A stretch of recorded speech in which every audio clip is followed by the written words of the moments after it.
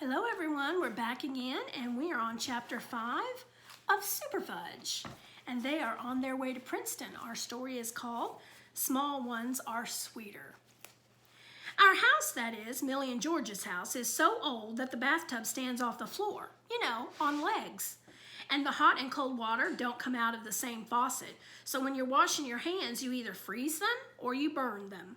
Mom says you're supposed to put the plug in the sink and mix the water in the basin, but that's a lot of trouble. At least we don't have chamber pots. The toilets actually do flush. Outside, the house is painted yellow and the shutters are white. The windows and doorways are slightly crooked. Dad says that's part of the charm of the house. I know better than to tell him what I think. Inside, the floors are wooden and they creak when you walk across them. Downstairs is a living room with a piano, a dining room with a table so big you have to shout to make yourself heard, a kitchen with pots and pans hanging all over the place, and a library where the walls are lined with books, arranged according to color. There's a brown leather section, a green leather section, a red leather section, and a tan leather section. Upstairs there are 4 bedrooms all in a row. And everywhere you look there are fireplaces. There's one in every bedroom, there's one in the living room, another in the dining room, and still another in the library. There aren't any in the bathrooms or the kitchen. My mother and father call the house fantastic, fabulous, and unbelievable. I hear them talking to their friends on the phone, and those are the dumb words they use to describe this place. Our neighborhood is a lot like our house, old. Every house on the block is a lot like this one, with a small front yard and a big backyard. In our backyard, we have George's rose garden and Millie's herb and vegetable garden. The first day we were here, Dad bought a stack of books with titles like Know Your Roses, Know Your Herbs, Organic Vegetables and You, and my favorite, The Agony of Beetles in Your Garden. You didn't have to worry about beetles in New York, did you, Dad? I said at dinner. That's enough, Peter, Dad said to me. That's enough, Peter, Fudge repeated. Cut that out, I told him. Cut that out, he said back to me. Fudge's new game is repeating everything I say. He's really driving me crazy this time. Pass the salt, please, I said to Mom. Pass the salt, please, he said, laughing. I pushed back my chair. I can't take it anymore. I mean it. Do something, will you? I begged my parents. But he was already at it. I can't take it anymore. Do something, will you? And he laughed so hard he choked. Dad turned him upside down and whacked him on the back. I want you to stop doing that, Fudge, he said. Do you understand? I don't know why my parents are always asking him if he understands. He understands just fine. That has nothing to do with it. Fudge nodded. Because if you don't stop repeating everything that Peter says, I'm going to do more than just whack your back. Get it? I couldn't help smiling. Mom has this thing that's called a snuggly for carrying Tootsie. She hangs it around her neck, and Tootsie fits into it and rides right next to Mom's middle. It looks very comfortable. Sometimes Dad carries Tootsie in it too. Mom says they didn't have them when I was a baby. I missed out on a lot of good things. Every night after supper, we walk into town, stopping at Baskin-Robbins for ice cream. One night, Mom asked me if I would like to wear the sling and carry Tootsie. No thanks, I said. I wouldn't be caught dead wearing a baby around my neck. Oh, Peter, you're so silly. Baskin-Robbins is having a contest. They're looking for names for a new ice cream flavor. So far, I've suggested Lemon Lunatic, Crazy Chocolate, and Miserable Mint.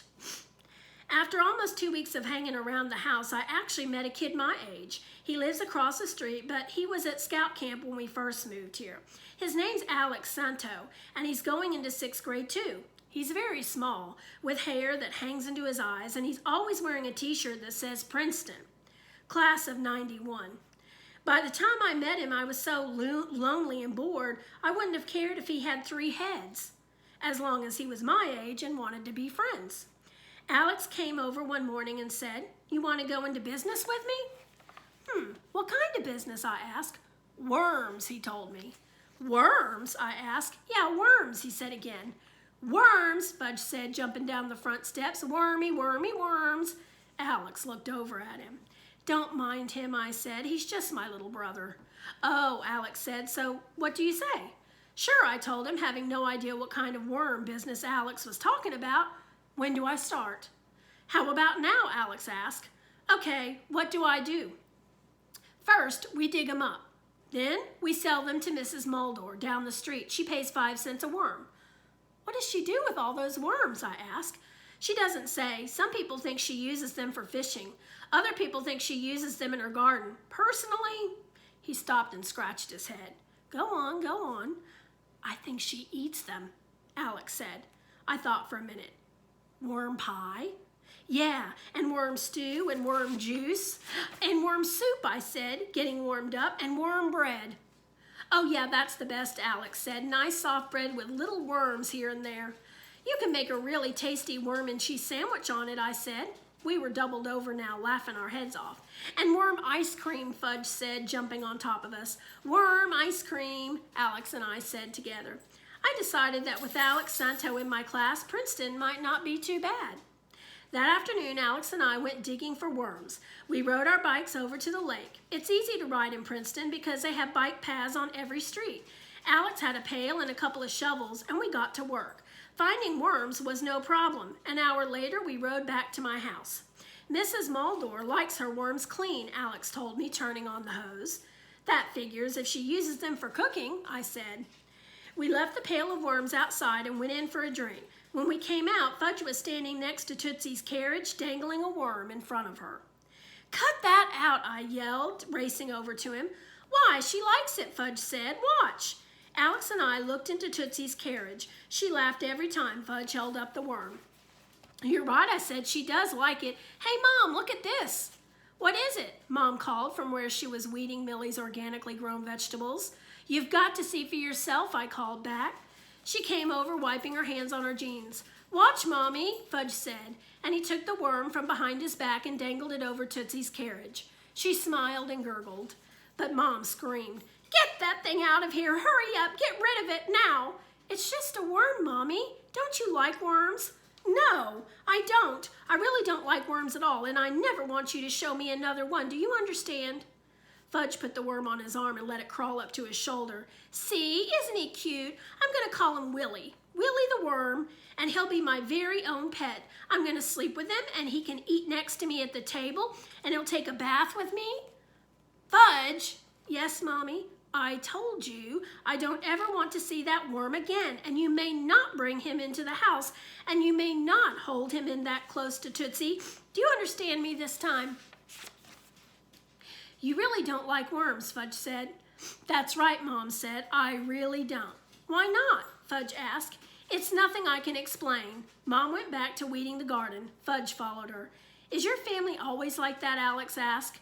You haven't seen anything yet, I told him. On our way to Mrs. Mulder's house, I thought I remembered reading that worms regenerate when you cut them in half, but I wasn't sure, so I asked Alex if he'd ever tried that. Sure, Alex said, plenty of times. And what happens? Nothing. You get 2 little worms. Right, and if Mrs. Moldover pays you 5 cents a worm, a slow smile spread across Alex's face. I see what you mean, he said. How come I never thought of that? I didn't answer. We dumped our worms out on the sidewalk and cut all but one in half. That one was big enough to cut into thirds, so now instead of 16 worms, we had 33. Mrs. Moldover lived in an old house that was painted gray with blue shutters. Alex rang her bell. A big, round woman with hair the color of her house and glasses halfway down her nose came to the door. She wore sneakers and blue jeans and a red and white shirt. Well, hello, Alex. Long time no see. Hi, Mrs. Moldover, Alex said. I've got a partner now. She looked at me over the rims of her glasses. I'm Peter Hatcher. We just moved in down the street. She kept looking at me, so I kept talking. In the Whitman's house, Millie and George Whitman. They're friends of my mother and father. We're just here for the year to see how we like being away from the city. Are you finished? She asked. Yes. Good. Then let's get down to business. We've got 33 for you today, Mrs. Moldover, Alex said. Real beauties. 33? She held up the jar and studied them. They look awfully small to me. Small ones are sweeter, I said. She gave me a strange look this time, so I quickly added, they'll get bigger later in the summer. Really? I should think they'd be at their best now. Oh no, I told her. They'll be getting fatter and longer by August, and by September they'll be in their prime. Is that a fact? She asked. Uh-huh. I said, praying that she wouldn't guess I didn't know what I was talking about.